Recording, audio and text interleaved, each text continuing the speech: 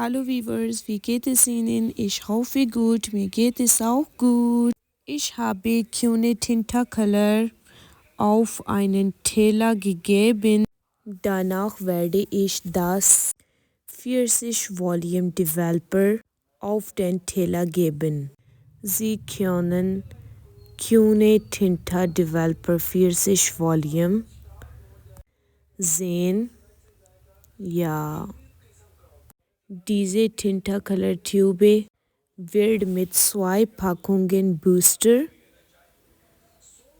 wenn Sie möchten, Hellfarbe für Ihre Haare haben, so legen Sie ein Päckchen.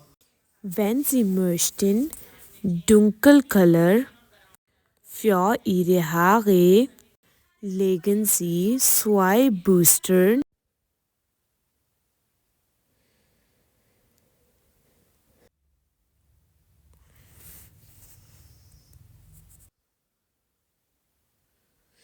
Dann diese 3 alles gut vermischen.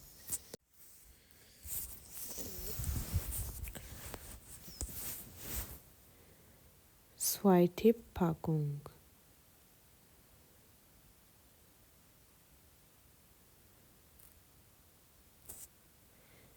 Das ist Ultimate Blond Haarefarbe, Keune Tinta Color.